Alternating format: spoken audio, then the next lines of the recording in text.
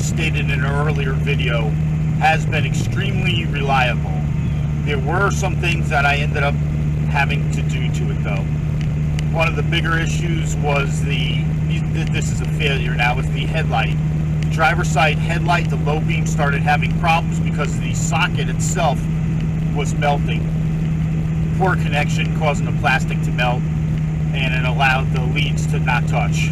So I ended up changing that out. I changed out the original shifter for a Hirsch shifter. Terrible troubles missing third gear.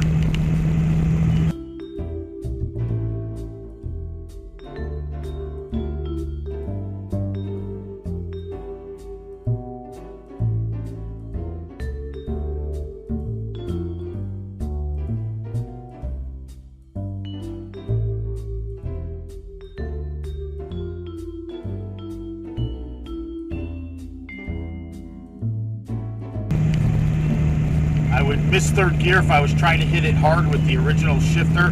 With the Hertz shifter, I haven't missed third gear yet. A great improvement.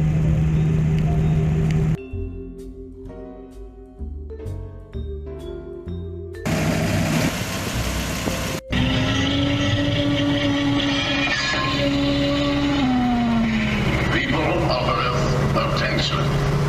People of Earth, attention. This is a voice speaking to you from thousands of miles beyond your planet.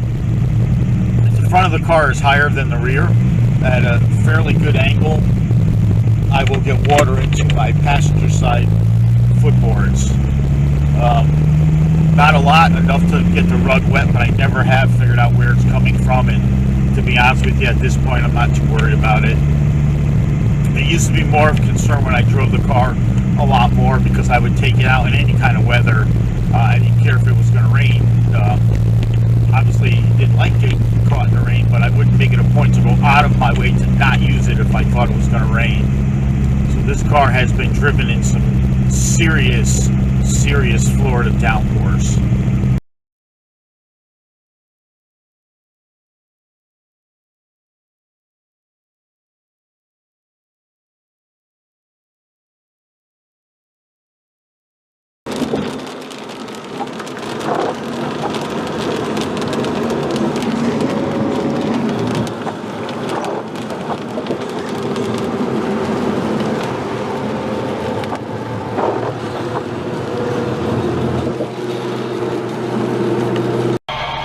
Survivors of a disintegrated solar system. At this moment, the remainder of our fleet is circling your globe.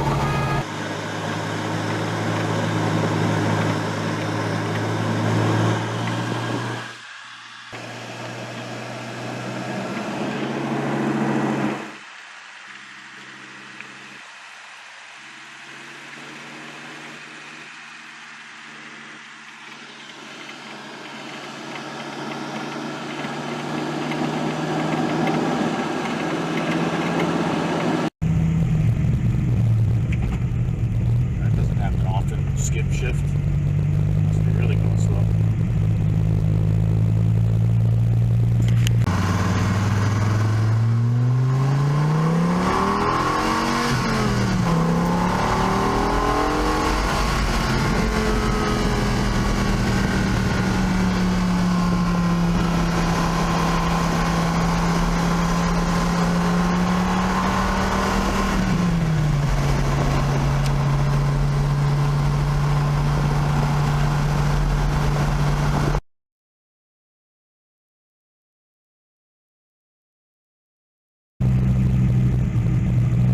So I had two instances of snake bite.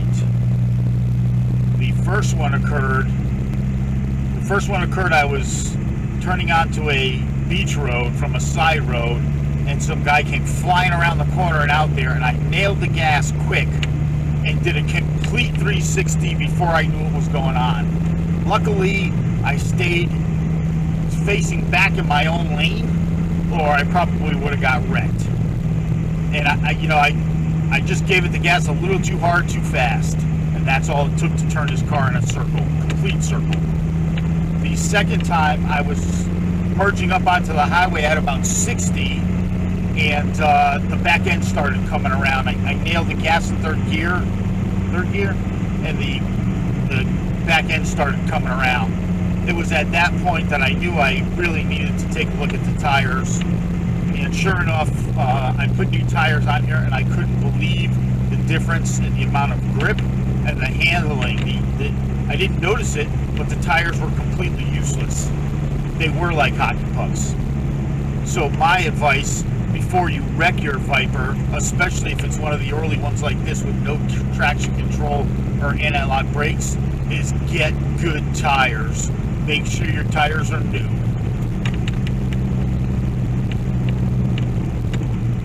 All it takes is one mistake, and your day is ruined. I went to 18 front, 19 rear wheels. I went with the 6 spokes. When I purchased the car, it had 2,500 miles on it.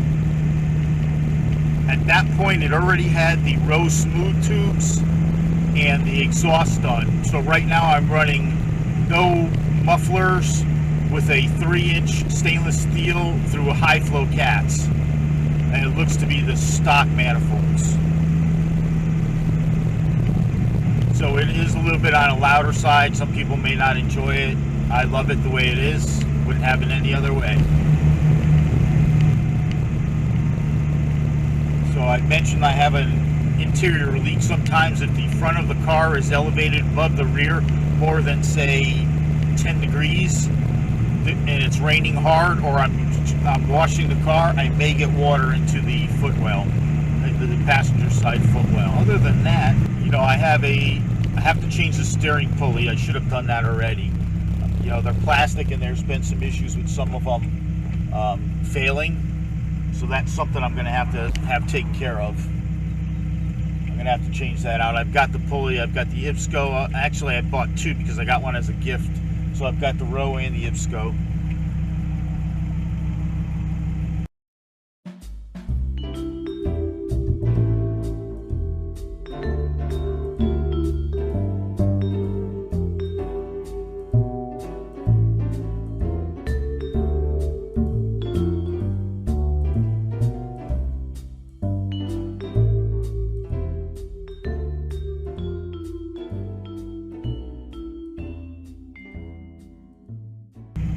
Haven't actually determined which one I'm going to put on yet.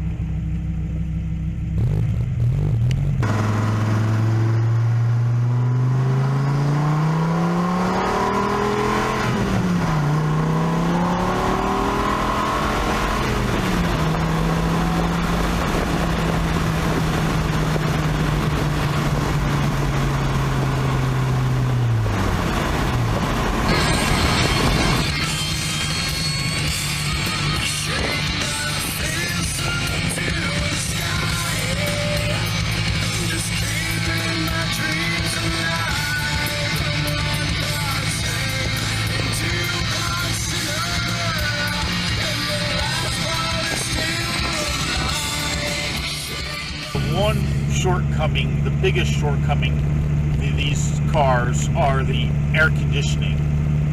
Now where you are, the air conditioning may not matter, but where I am, air conditioning is a necessity to drive during the day. And at its best, this thing was barely adequate at keeping the interior cool enough to drive it during the summer. Like right now, it's about 86 degrees and it's only 10 o'clock in the morning, April 5th or 6th or something. And it heats up fast around here. Because the car is black and because I work a lot and my hours, I tend to drive the car at night anyways. Most of my driving, other than the long trips obviously, but I very rarely take it out. In the summertime, I very rarely take it out during the day. It's just too damn hot to enjoy it. I'll blast around here and there, but between that and the fact that it might rain at any time, it gets crazy. During the wintertime, I'll have it out as much as possible. Wintertime down here is the non-rainy season. Rainy season, it can rain here and not rain over there, so you never know what you're going to run into. I have a 3-piece top. Love it. I've only had to use it a couple times. I have been caught in monsoon Florida rains without my one-piece top and got completely drenched before I could find a place to pull over. And I mean monsooning, where it just let loose and for no reason. And it'll be like that. It could be sunny like this in Florida and just start downpouring. It's amazing. So I have been caught in that a couple times. Car handles like you expect a car with wheels this big to handle in the rain, with no traction control and nothing to protect you. But I've driven in a lot of rainstorms, and one thing that I read a long time ago from a guy with a Gen 1 Viper, which I thought was really good advice, and what he said was that always drive one gear higher than you would normally drive when it's raining out. And I kind of stick to that, and it works well because then it just prevents spinning. Obviously, if you hit a gas in the rain in this thing, it's going to spin, but you just have to be smart about it. If you're stupid or you like to show off, or you just can't drive, you should not be in a Viper. In fact, I would highly recommend you sell the Viper before you wreck it, as they're getting rarer and rarer. And I would hate to see another one get destroyed because of somebody making a mistake. You have to be ever vigilant when you're in a Viper.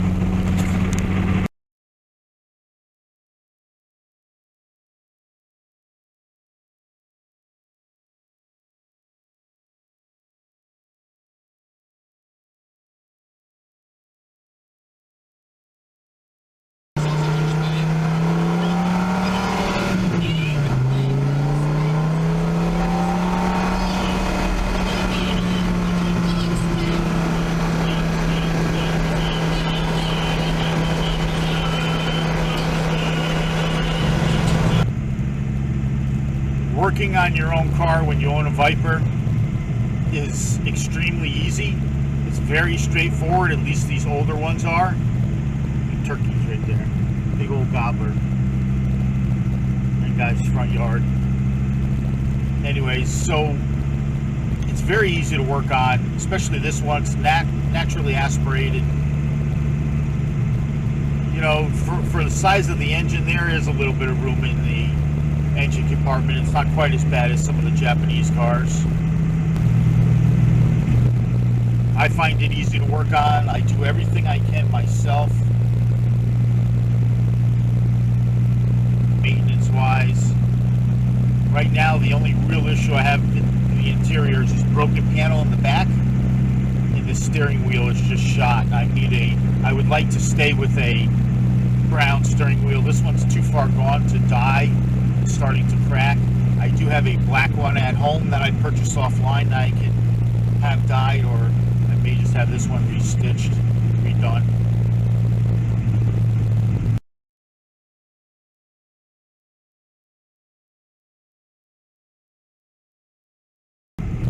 The driving experience in a Viper is like no other car. I had a 911. It was fun, but it just wasn't me. Some of the other vehicles that I've had, it's hard to explain.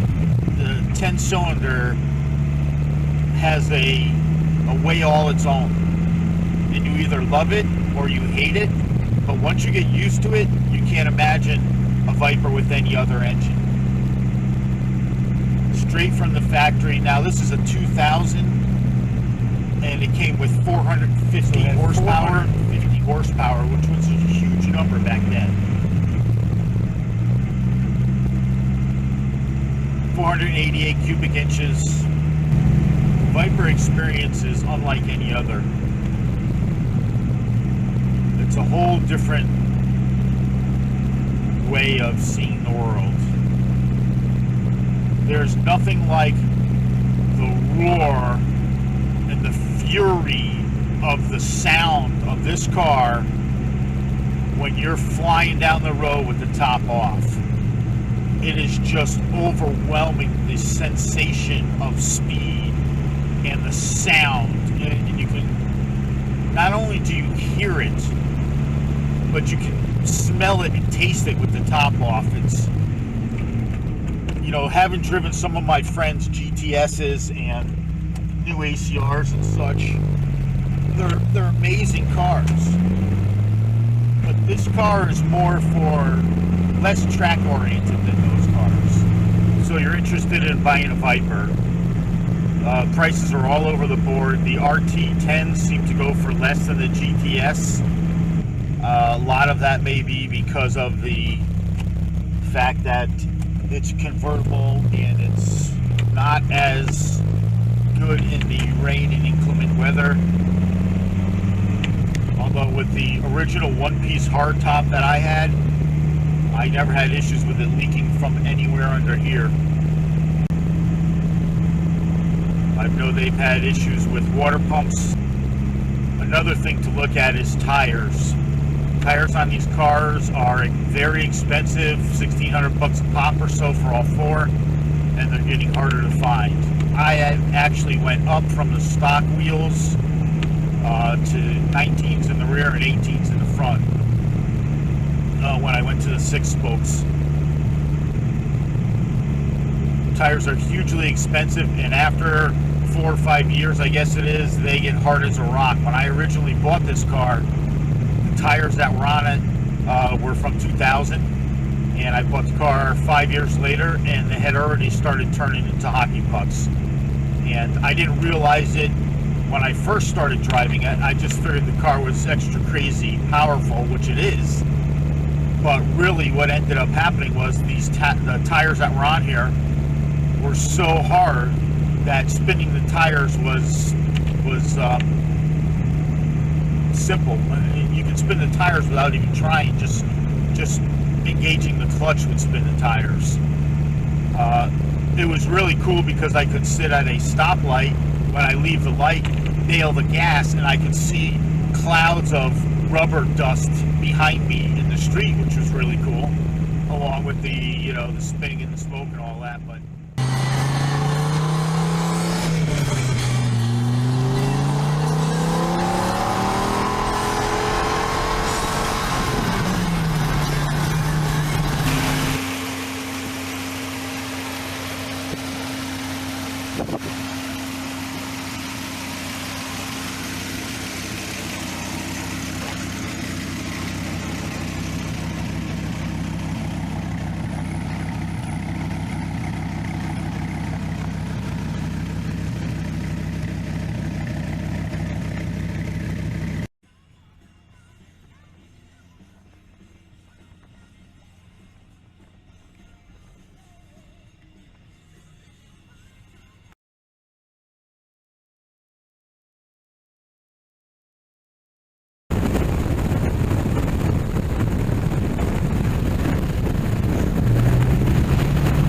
let's talk about convertible versus GTS, the RT10.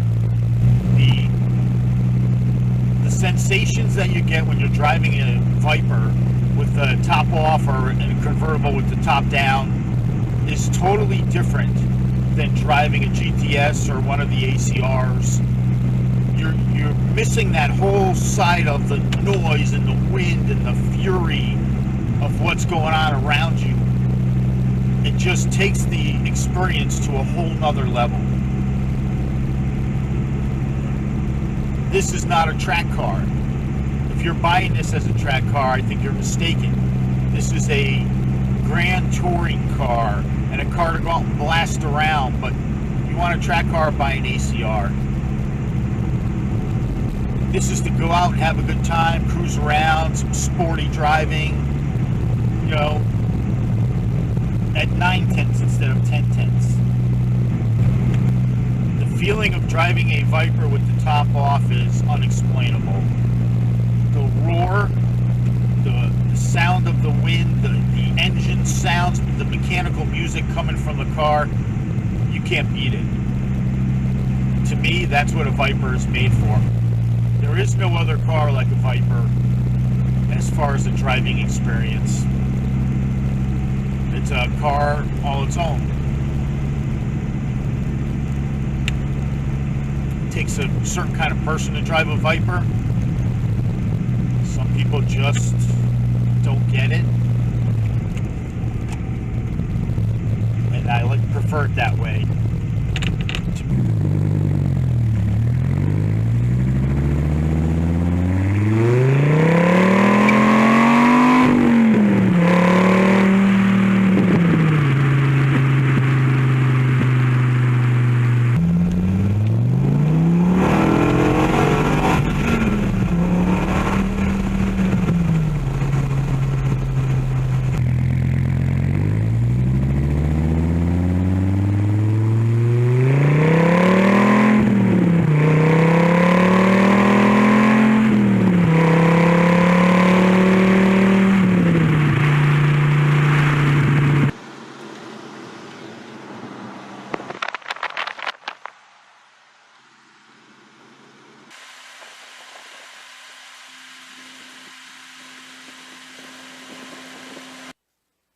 What do you say, bro? What do you say? Ducati? Ibanez? Piper?